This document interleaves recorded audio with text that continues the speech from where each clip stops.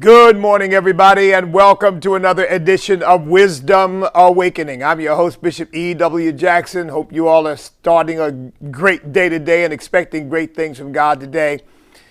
I woke up this morning, and of course, as I often do, I'm looking through the news and I'm looking through my emails and found out that the mainstream media has gone a little crazy, or at least some of the media has gone a little crazy over my remarks.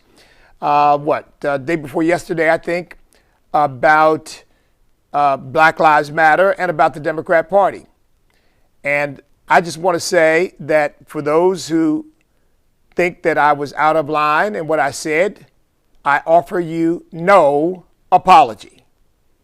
I stand on exactly what I said because I know it's true. So let me just amplify on a couple of points. Now, when I say that the Democrat Party is the most destructively racist organization in the country, I'm not talking about every rank and file Democrat, regardless of their background or regardless of their national origin, regardless of their complexion, because I think that a lot of Democrats are as big victims of the Democrat Party as are, regardless of the color of their skin, as are many black folks who have been misused and abused and manipulated and indoctrinated and offered the world and given absolutely nothing but decrepit housing, poor education, violent streets, drug-infected communities, horrible economic conditions, no jobs, no economic vitality in their communities, and these places are all run by elite Democrats. Yeah, they're run by elite Democrats, and they've created horror. I was just talking to a young black conservative yesterday who shares my values. There are lots more of us than they like to think. And we were talking about a city here in Virginia. We're talking about several cities, and Petersburg came up, and it's a nightmare. It's a nightmare, and this is all the work of Democrat elites and their policies. Look, I would divide these Democrats into several categories. One is these elites, like George Soros, and you don't have to be as wealthy as he is, but George Soros and the operatives who know what they're doing. They know they're using people. They know they're manipulating people. They don't care. They know what they want, and they're going to use people to get whatever they want, which is mainly power for themselves. They want the power to fundamentally change the United States of America into some kind of Marxist state, a socialist, or ultimately a communist state. Yeah, I believe that that's really what they want. Well, when Patrisse Cullors announces that she is a trained Marxist and then $90 million flow into her coffers, you don't think that comes from rank and file people, do you, who want to empower a communist? Look, Patrisse Cullors is a communist. You don't think that $90 million flowed from rank and file people who want America to be a communist country, do you? No, that money is coming from these elite puppet masters who use these black folks as their out front faces to try to manipulate everybody else into going along with what they want to do. And they get idiots like LeBron James, who doesn't have the sense God gave a gnat, to go along with it and to give it a nice face. But the puppet masters behind are these elite white leftist racists like George Soros and others who see the black community as ultimately handicapped, mentally, intellectually deficient. We can't function on our own. We need them to take care of us. They're racists through and through. And sadly, black folks go along with it because, of course, they are offering little goodies to keep you happy. Like, we're not going to lock you up for using marijuana. And by the way, folks, that wasn't my idea. That's what they said. The Democrats in Virginia who legalized marijuana said they were doing it to help black people who were disproportionately affected by the enforcement. So in other words, black people are a bunch of potheads, and we're going to help them out by legalizing marijuana so they can get high without being afraid of being arrested. Now, that's not Bishop Jackson making that up. That's what they said. You mean to tell me that's not racist? You heard this stuff about lowering the math standards? Because to expect a right answer in a math problem is white supremacy. Because look, can I peel away the underlying principle there? The underlying principle there is black people can't do math. They're too dumb to do math. And it's wrong of us to expect them to do math and to come to answers to questions the way other people might. They're inferior. So what we'll do so that they don't feel badly and so that we don't deny them anything, we'll just lower the standards. You don't need a right answer in math, black people. You don't need the right answer. Anything you come up with will do, because anything else is white supremacy. Folks, that is racist to the core. It masquerades as compassion, but it actually camouflages a deep racist attitude about black folks and other minority people, often who they really believe, these Democrat elites really believe are inferior. I told you yesterday, by the way, Newsweek has been talking about this, and the Daily Caller did an article about it. But it wasn't Bishop Jackson, it was Joe Biden who said, well, black people aren't like Hispanics. Hispanics look at a lot of issues. Black people aren't like that. It's like, well, what is it that black people look at? You know what I think his attitude is? Nothing, except, what are you going to do for me? I think that's their attitude. That black people are like their slaves,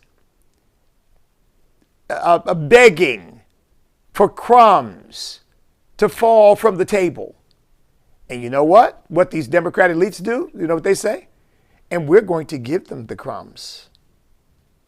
Here, black people, come on. Here you go. Here's some crumbs for you. Oh, and by the way, remember Hillary Clinton? And I carry hot sauce in my pocketbook. That's all you need for those dummies. Just tell them you carry hot sauce. They don't know anything about the economics. They don't know anything. They're too stupid for anything sophisticated to be discussed with them. Just tell them, I carry hot sauce, everybody. Am I wrong? Have I said something that's not factual? Can you imagine going in to speak to a group of Irish Catholics or a group of Asian Christians or a group of Indian business people and trying to do their accent to impress them that you're with them? There would be a hue and cry throughout the land that people say, what in the world? That is the most insulting thing I've ever seen. But didn't Hillary Clinton go to a black church and try to intone the cadences of a black minister with a quote from an old song, an old James Cleveland song, and she completely wrecked it? And then sadly, you had some people sitting there acting like she was doing them some kind of favor. I don't feel no ways tired, come too far from where I started from. Nobody told, and reading it. Nobody told me that the road would be easy. I don't believe he brought. I found that utterly disgusting, condescending, and yes, racist to the core. You wouldn't go to a group of Americans of Indian ancestry and try to imitate their accent. And somebody needs to tell dumb Hillary That's not how black people talk. There are diverse idioms among Americans of African descent, just like among other people. You're talking to a black person from the Northeast, you'll get one. You're talking to a black person from the South, you'll get another. And by the way, some of that stuff is that's just showmanship by preachers. It has nothing to do with the way people talk. But you know, she's got to put on the show, because after all, putting on the show is what matters. Not creating jobs, not assuring that your children can get an excellent education, not making sure that your streets are safe so that children aren't shot to death playing out in front of their houses. Oh, no. That's not what matters. What matters is I've got hot sauce in my pocketbook and I can sound like a black preacher. Am I wrong? Have I said something that is not factual, that is not true? Am I making it up? I don't come to you all and say things that I just kind of make up out of whole cloth and, you know, just because I'm venting. There is evidence. There is a compendium, volumes of truckloads of evidence of the elitist, racist mindset of the Democrat Party and its leadership. Here's the biggest case in point that one could ever bring up. They preside over the destruction of black babies by black women who represent 6% of the population and represent 36 to 40%, or sometimes 50% as in New York, of the aborted babies in America. And these are the folks who want to lecture everybody else about equity. Well, where's the equity in killing more black babies than you kill babies from any other ethnic group in the country? Where's the equity in that?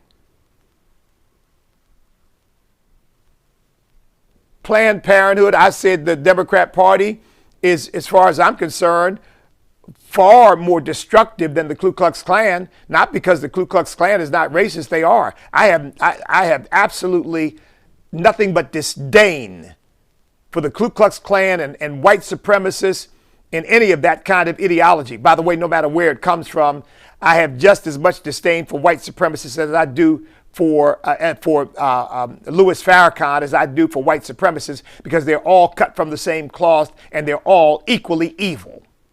And they're all equally destructive to the fabric of this country. But what I've said is the Ku Klux Klan is marginal. Everybody knows they're idiots. Except maybe Governor Ralph Northam here in Virginia, who thinks it's nice to dress up in the Ku Klux Klan mask. He may be the only person in America who doesn't know that the Ku Klux Klan, other than Ku Klux Klansmen, who doesn't know that the Ku Klux Klan is evil and it's not funny. He may be the only idiot who doesn't understand that. I say 99.9999% of the American people who are not Klansmen get that. But I'll tell you something. Let's talk about the millions of black people.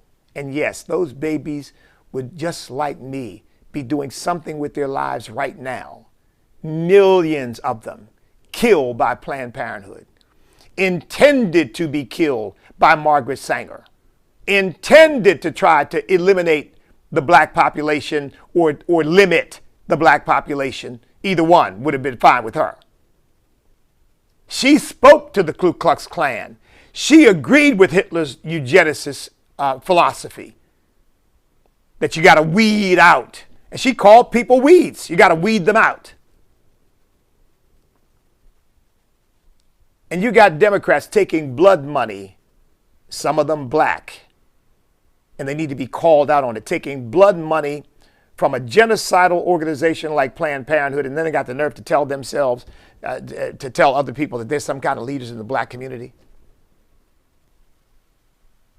You know, Al Sharpton shouldn't be preaching at the funeral of any dead black person. He shouldn't be doing that, because Al Sharpton is complicit in the deaths of millions of black babies. As far as I'm concerned, he's one of the biggest sellouts and one of the biggest stepping fetchits in America. Because as I've said before, Planned Parenthood plays the tune and he dances. Same with a lot of them. Killing black people and then calling themselves heroes of the black community because they can stand up and cry racism every time a black person ends up in a confrontation with the police that ends in that person's death. But the tens of thousands who are being killed in our streets, silence. The children that I've talked about, the children being killed in our streets, black children killed in the inner city streets across this country, silence. The black babies aborted by the millions, silence.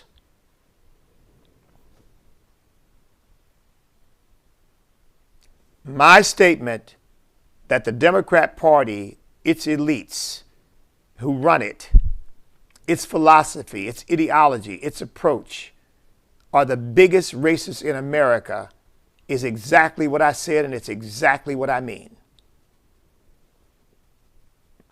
The decimation of the black family. It's Democrat liberals who did that. Folks, I don't know whether I've ever told you this. My grandfather, his name was Frank Jackson. He was born Frank Jackson. He later changed his name to Charles for some reason, which shall remain a mystery. But my grandfather was born in 1874 in Orange County, Virginia, to my great-grandfather, who was born in 1798 in Virginia, Gabriel Jackson. And my grandmother, who was considerably younger, my great-grandmother, I should say, was considerably younger, Eliza Jackson, who lived in Orange County, Virginia at the time. Not sure exactly where she was born. I'm pretty sure she was born in Virginia because remember, the slave trade had stopped. And when slaves were sold or traded, they tend to be sold further down south, not brought up from the deeper south to places like Virginia or Maryland, but sold from places like Virginia and Maryland into the deeper south where you had bigger plantations and greater needs. After slavery ended, they can be found in the 1880 census. I'm pretty sure the 1870 census, don't hold me to that, but certainly in the 1880 census. The 1890 census, my great-grandmother can be found married, an intact family, raising my grandfather and his siblings, Tolles, William, Lewis. They had a little girl named Caroline who died young. They had an older daughter, Laura, who died when she was about 20 years old. Their family was intact until the death of my great-grandfather in Orange County, Virginia in 1884. My great-grandmother then moved to, I think, Caroline County, if I'm not mistaken, and lived by herself. And she shows up in a later census alone. And maybe she's living with a family, but obviously no longer married. My grandfather left Virginia and went out to Ohio and then migrated from Ohio back to Pennsylvania in and around Pittsburgh, and then ultimately came to Philadelphia. And my father then moved to Chester as an adult, and so I was born in Chester, Pennsylvania. That's how their family was intact all of my great-grandfather's life. And in 1965, when the Great Society programs were passed and the welfare began and the incentivizing of keeping black men out of the home so that women could get more welfare, began a decimation of the black family that has landed us at a point where 75% of black children are born out of wedlock. 2/3 of black children live in single-parent, female-headed households. And in places like Richmond, 80% of black children are born out of wedlock. So in some places, it's as high as 80%. That is a dramatic reversal, and it has nothing to do with slavery, because the black family in 1950, there were only 13% of black children born out of wedlock. In 1950, 13%.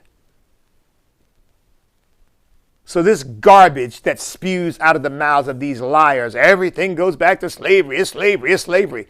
They're basically, this is a bunch of racists excusing their own failed policies, and they don't have any interest in reversing them, because when Black Lives Matter first put up their first website Some of you probably preserved that. I know some people that I know have kept it, memorialized it. One of the things that they had in their plans for black people was the decimation of the nuclear family. Now, that doesn't come out of black folks. That comes out of Marxism.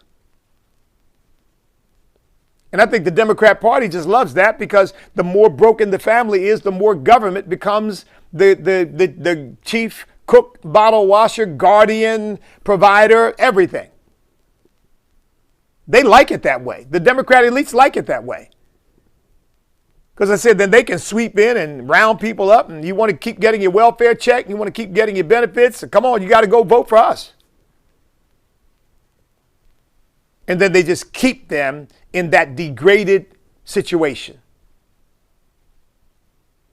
So if anybody was expecting me to, oh, wow, they're upset with me because of what I said, they got another thought coming. What we need in this country is a restoration of faith in God. The Democrat Party has rejected God.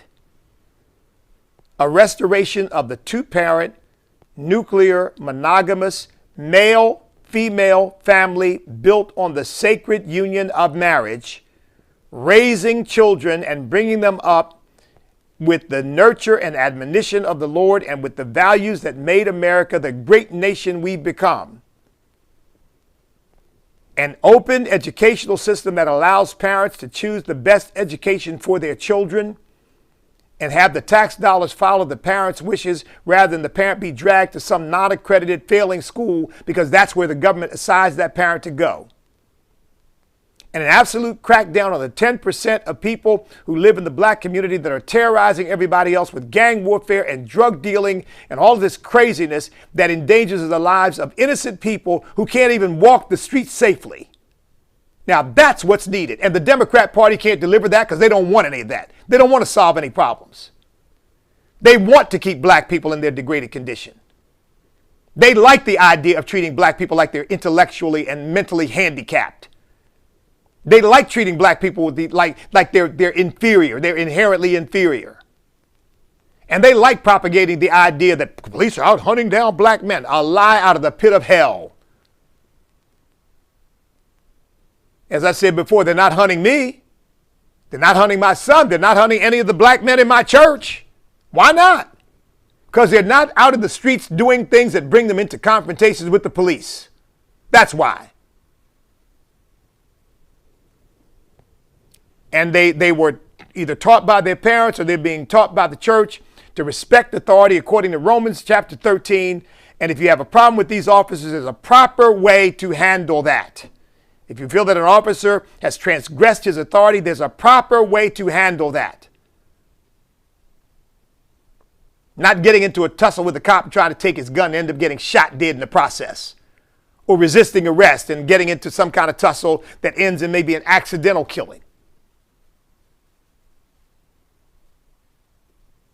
And what black men need to do is stop listening to these bunch of cotton-headed leftist racists about how they're victims and oh, they won't let you and make up your mind that you're going to do something with your life regardless of the circumstances into which you were born, and that nobody's going to stop you from getting an education. Nobody's going to stop you from earning a living. Nobody's going to stop you from taking care of your family, your children, your wife, your husband. Nobody's going to stop you from building a stable, strong family where your children will know that they are loved and cared for and secure in the love of their parents, and that they're going to be fed and clothed and taken care of and educated the way they should be, and that no bunch of cotton-headed liberals are going to tell me I can't do that because they won't let me. The system won't let you. It's systemic racism.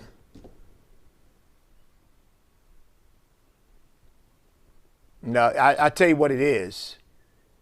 It's systemic racist deception on the part of the people who are constantly talking about systemic racism. That's what it is. And sadly, you got a bunch of airhead black intellectuals who have bought into all this stuff and are selling this stuff to the black community, and it's poison. And yes, I am going to speak out against it, because I, unlike them, truly care about the future of black folks. I care about the future of my country. And I know there's no future in racial division. And I care about the future of black folks. That's the community from which I come. And I've seen too much tragedy, too much murder, too much killing, too much abortion, too much drug addiction, too much pathology to just sit idly by and say, well, you know, yeah, keep voting Democrat and everything will be all right. You know, wasn't it Einstein, pretty smart guy, who said the definition of insanity is doing the same thing and expecting different results? I'm not telling people that you need to be Republican. I've never said that. I've never said that. What I've said is you should not be slavishly devoted to a party, any party, period. Any party, Republican, Democrat, Constitution Party, you name it. You should not be slavishly devoted to any party so much. I've had people write me and say, I hate Republicans. And I particularly hate black Republicans. And there's no policy discussion. There's no, well, here are the facts, Bishop Jackson, that you're not aware of. No, because they don't have any. All the facts militate against them. Because it's all psychological. It's all brainwashing. It's all emotional. The Democrat Party hasn't done anything for black people in America but enslave them, give them Jim Crow segregation, and now give them community degradation and dependence and frankly, a dead end without any hopeful destiny whatsoever. Black people are bright enough to be NASA scientists. They're bright enough to be mathematicians. They're bright enough to do anything that the opportunities of this country provide. But no, you got liberals say, well, you know, black people, they can't do that. I pat you on the head. Let's pat them on the head and dumb them down and keep them happy, keep them high, give them some marijuana. They'll be all right. Just sober them up to get to the polls and vote the way we want them to vote, and everything will be fine.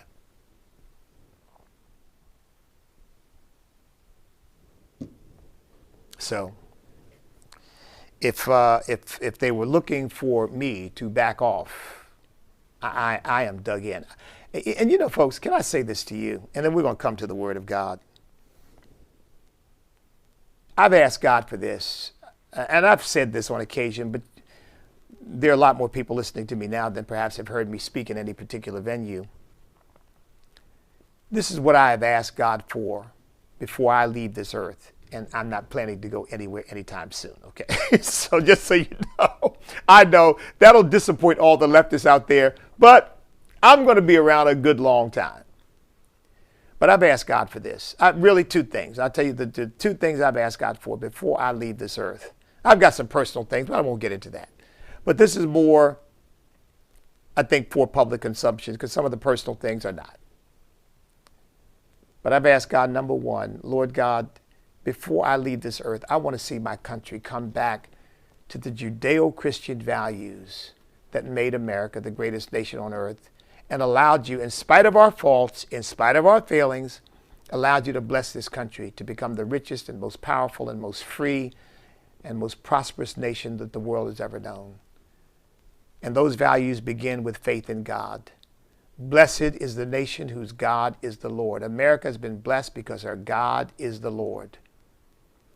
And I want to see, Lord, the fulfillment of the vision, one nation under God, indivisible, with liberty and justice for all.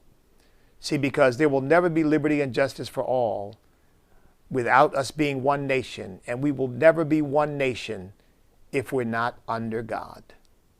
The unifying principle of America has got to be, as Abraham Lincoln said, trying to bring us back together after a horrible civil war in which 600,000 Americans lost their lives.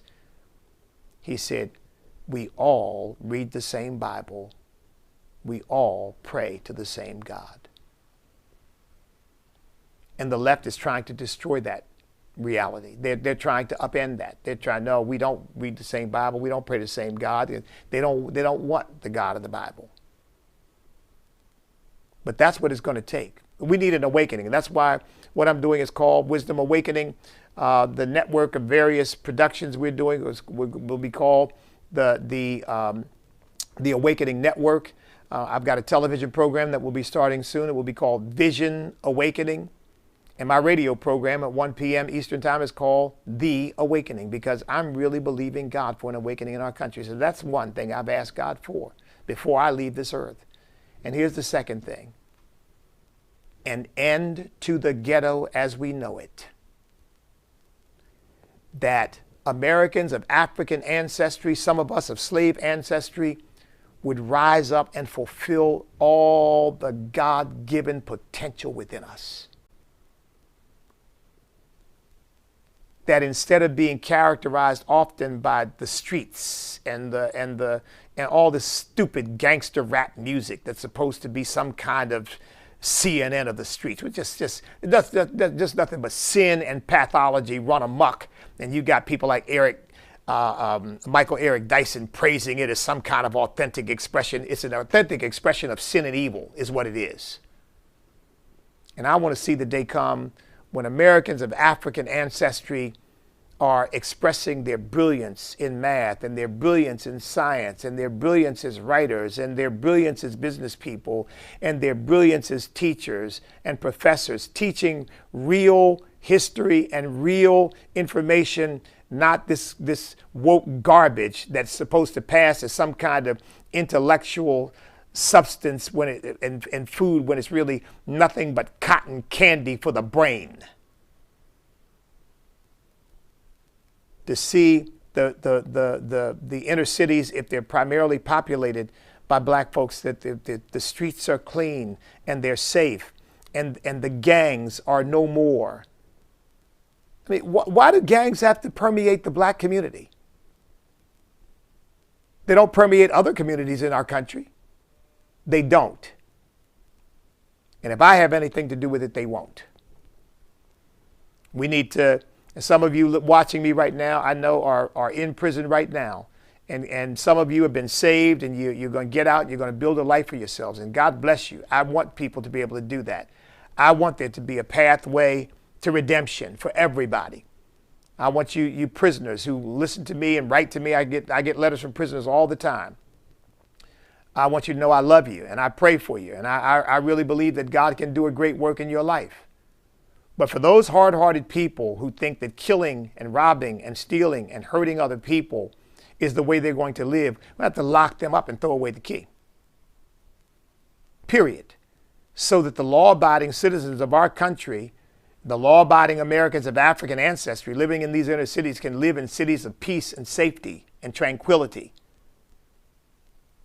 Now that's what I want. You tell me how that's a sellout to the you tell me how that's selling out the black community. You tell me how that's bad.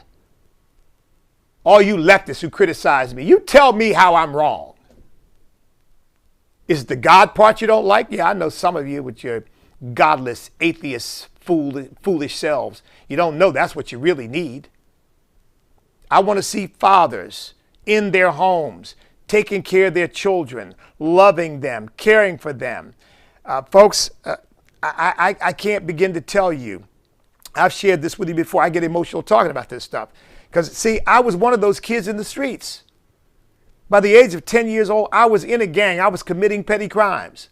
And you may hear me say that theoretically. I kid with my friends who are police officers and say, the statute of limitations is run, fellas. So don't go get an arrest warrant for me. But we would, look, we were priming to rob houses. Because what we were doing, we were going into neighborhoods that had open porches where people would leave their pocketbooks, and we would go onto their porches and take pocketbooks and take wallets. I mean, I was engaged in actual crime, folks. And we were looking up to the guys who had been to prison.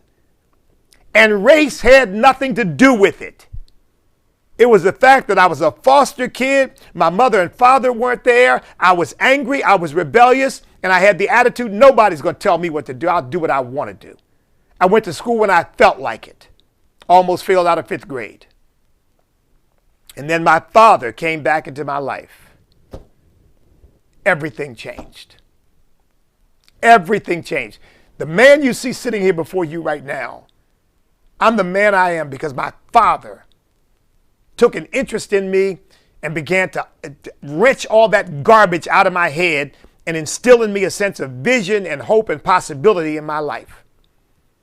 I found that the same kid who almost failed out of 5th grade was a straight A student in 6th grade or close to it. And wow, I'm not dumb. But I didn't know that. You get these fathers' heads on straight so that they can start instilling in their children decency and honor and frankly, and some patriotism too. Some appreciation for the fact that you live in the greatest nation on the face of the earth and you got more opportunity than any other people in any nation anywhere on this planet. And look, if I can go from broken home, poverty, foster care, to being a graduate of Harvard Law School, practicing law for many years, and doing the things that I now do. And I can say to every single one of you without any equivocation, don't get me wrong, I'm not saying racism doesn't exist. I'm not saying there aren't racist people.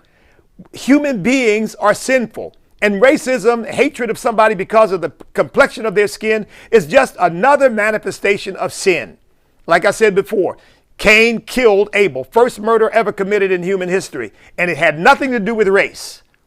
People hate because they're separated from God and they're fallen and they need a reason to hate, and skin color is just one more. Just add that to the mix. But I can say that there's never been a moment in my life when I felt that the color of my skin was an impediment to what I wanted to do or my goals in life. Does that mean there weren't people on the sideline saying, I don't want him to succeed, I don't like him because he's black? Maybe there were. I don't know. I don't care. Because it wasn't going to stop me. You get fathers and mothers in homes teaching their children, you live in the greatest nation on earth. There are opportunities untold available to you. Stay out of trouble. Do your homework. Get a part-time job. Be out home at an early hour so you can be safe inside and not out there in the streets. Don't use drugs. Don't use alcohol. Don't get caught up in the things that are going to short-circuit your progress. You get fathers and mothers in the home, stable, teaching their children how to live. Don't be sexually promiscuous. Don't be running around out here impregnating every woman you can get your hands on, or allowing yourself to get pregnant by some knucklehead who doesn't have the sense God gave a gnat. You preserve your body until you are married. We start doing that, and guess what? You know what will happen? The black community will rise, and all the racists in the world couldn't stop it.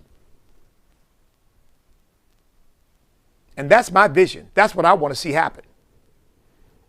Now, people are going to have to awaken to the fact that these racist leftist elites are going to try to stop that because they don't want an independent, self-sufficient, well-educated, business-minded, productive black community because they can't control that kind of community.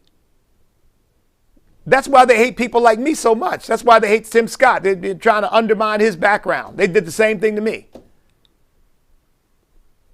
In fact, you know what? I'm going to post the foster home I lived in with Willie and Rebecca Mollett. I'm going to post a picture on that so that you see the house I lived in when I was growing up from the age of 17, I think 17 months. It's either 17 months or 14 months. Of course, I wasn't aware, but it's what I was told until I was 10 years old. I want you to see it. I'm not going to post a picture of my house now, but I tell you what, I'm living better than I was then. Praise God. So look, folks, you know what? Let me spend 5 minutes at least introducing John chapter 18. You know, there's some things on my heart that I just have to say, and I really believe God wants me to share these things with you. You can tune in. We're going to start a TV program which is going to be primarily teaching the Word.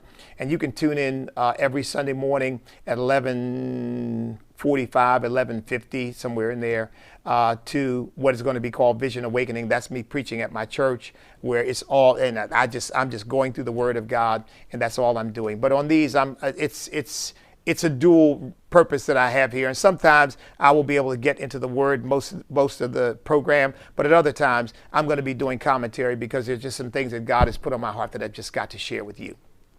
Let's at least introduce John 18, okay? John 18, beginning at verse 1 says, "When Jesus had spoken these words, he went out with his disciples over the brook Kidron, where there was a garden, which he and his disciples entered.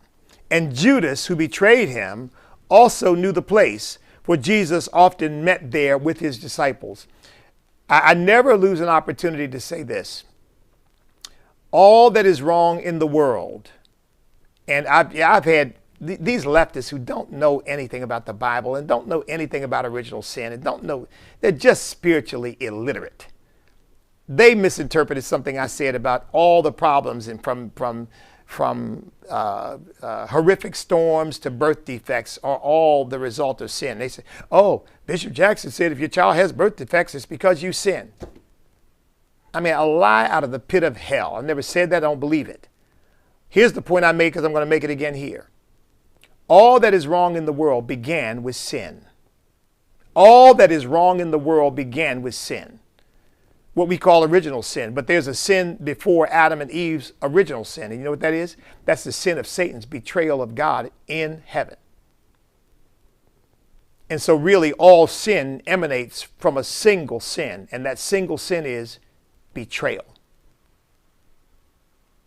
Now you ought to take that to heart, because that's right off the presses, folks.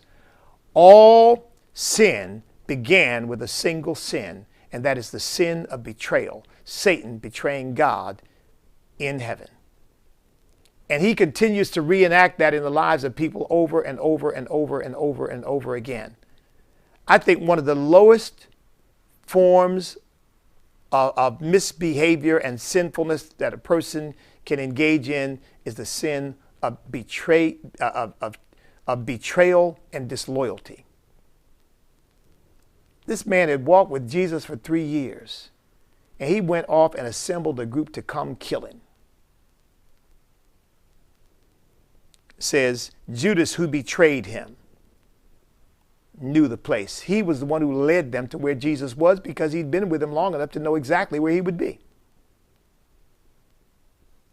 Look, I've said this as a practical implication of that verse. And, I've said, I believe these people like Patrice Cullors and others who identify themselves as communists are traitors to our country. Because I really believe that they have a greater affinity to communist China, which they would see as the head of their movement, than they do to the United States of America. And we need to find out just what their connections are to communist China. And I mean that very sincerely. If they have none, fine. They're free to be communists. But if they do, that's a national security issue, and it's prosecutable. In some cases, depending on the nature of that connection. And if they're engaged in prosecutable offenses, treasonous offenses, traitorous offenses against the United States of America, they should be prosecuted, and they should be given the full weight of the law falling on them. It's a horrible thing. If you can't be loyal to someone because you don't agree with them, don't believe what they're doing, don't believe in what they're saying, just leave them alone. Leave them alone. Don't pretend like Judas did. And look, folks, I've been at this long enough. And when I say at ministry long enough, I've been in leadership long enough to have experienced betrayal. It's an ugly thing. It's an ugly thing when people stab you in the back. People are supposed to be for you, and you find out that they're really against you. That you're really somebody they're trying to use for their own agenda, not somebody they really love and care about. Don't do that. Because when you do that, you are acting just like Satan. Anybody who does that is acting just like Satan, who continues to reenact that behavior in human beings as often as he can. We've got people who, frankly, have enjoyed the greatest benefits this country has to offer, but in my view, they are traitors to the country, not necessarily treasonous in prosecutable terms or in legal terms, but certainly in spirit, they are traitors to the country because they hate the very country that has allowed them to do so well. And they ought to be thanking God every day that they live in this country. But this is where sin begins, folks. Don't if you may have never heard that before. All that is wrong in the world is the result of sin. And the original sin, the real original sin, that's the sin that started it all, is the sin of betrayal. You be faithful. You be loyal to those who you committed yourself to. And you try to always do what is best for them. And when you reach a point where you can't do that, I've seen young ministers betray the very pastors that elevated them and blessed them and helped them. That's an abomination. In one of the worst circumstances, I mean, something that's really continued to grate against me, Dr. James Dobson founded, what was his ministry called? The Focus on the Family. Focus on the Family. Built that organization from the ground up. By the way, one of the people that I deeply admire, Dr. James Dobson. My wife and I listened to him for years, and just the wisdom of that man and the things that he had to say were just blessed us, encouraged us as a family, as well as in terms of our understanding of what was going on in our country. And his board of directors basically stabbed him in the back. They basically betrayed him. I'm not saying everybody on the board was part of that, but basically the man's got kicked out of the ministry he built. That's not God. That's demonic. That's Satan. And yeah, I said it because I mean it. And I'm not saying that they can't recover from that and that they're not even doing good things. But I know one thing. The way they treated Dr. Dobson is something that is unconscionable. Don't do that to people. Don't do it. I mean, one of the things I often deal with is, in assembling my organization, is having people around me that I can truly trust. Because, you build something and then somebody else comes along and figures, oh, I can take that. Or you have people supposed to be Christians plotting and scheming and all of this. I mean, that stuff that's abominable. That is ungodly. One thing, just as you probably sense, that people who've ever been around me or worked with me know, you're going to know where I stand. If I'm not with you, I'm not with you. And I'm not going to pretend otherwise. What I'm not going to do is pretend one way and then stab you in your back. I'm not doing that to you. I'm not going to stab you in the front either. Because I don't want to hurt anybody. I don't want to. But if I can't be my first campaign, I was profoundly betrayed by some people working with me on my first campaign. That's what got this whole mess started. And when you see that, you are seeing Satan at his penultimate. Because that's what he is. He is a betrayer. He is a traitor. He is a liar and a deceiver. That's his stock in trade. Jesus said he's a liar and the father of lies. He said when he speaks of the lie, he speaks of his own because he's the inventor of it. Don't be like that. And by the way, for those Christians listening to me right now, and I know some of you, I know it in my spirit. Some of you are saying, oh, Bishop Jackson, if only you knew. Because you've been betrayed. And you know how painful and hurtful that is. I mean, it really is like driving a dagger right into your heart. You've got to forgive people who've done that to you. You can't hold it against people. In fact, I said to somebody recently, I have to forgive you, and I do. I don't have to trust you, and I won't. But you need to ask God for discernment about the people around you and make sure that you are not setting yourself up to be hurt. Jesus knew who Judas was, but he knew that Judas had a scriptural responsibility to fulfill. And it wasn't God made him do it. It was that Jesus knew the wickedness of his heart, and the Father knew before the foundation of the world that this man with this wicked heart would do what was needed to be done to get Jesus up on that cross, and he let him do it. He could have repented of it. Peter did. Peter betrayed Jesus too. I don't know him. I don't know him. I don't know him. And the cock crowed and Peter wept. He could have said, Judas could have said, oh God, I forgive me. I was wrong. I repent. Please forgive me. And God would have forgiven him. But he didn't. He hung himself instead. So we've got a lot of this going on in our country right now. We've got people who I believe are betraying their oath to the Constitution. They're betraying their fealty and loyalty to the American people. I believe this president is one of them. I believe that Joe Biden, not that he's committed legal treason, but I really believe that Joe Biden is betraying his oath to the Constitution, his oath to the American people, in spirit at least, if not by the letter. I mean, you want everybody wearing masks, you want everybody locked down, but you let illegal immigrants who have tested positive for COVID come across the border and fan out into our country. You're making ICE release criminals into the nation that are going to threaten the safety and maybe do great harm to the American citizens. And you basically are going back to Obama's approach of dismantling our military so that the people who hate us and want to hurt us are in a better position to do that. We got John Kerry, apparently, who shared secrets with the Iranians against our primary Middle Eastern ally, Israel.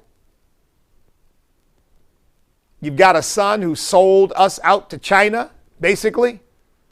Made himself a wealthy man by selling the vice presidency and his connection to his father. I mean, all that stuff is betrayal. It started, frankly, with John Kerry, as I said, who violated the edict that politics ends at the water's edge. We don't go overseas and criticize our country. John Kerry violated that a long time ago. And then Obama took it to a next level. He did an apology tour, went all around the world, telling the whole world how bad America is. That's traitorous. No, it's not legal treason that gets you arrested, but it's a betrayal of what ought to be your fundamental loyalty to the American people. Don't be a betrayer. And if you know a betrayer is anywhere near you, get as far away from that person as you can. Listen, I've got to go. I'm way over my time today. Wow. God bless all of you. Remember, we cannot be defeated if we will not quit, because we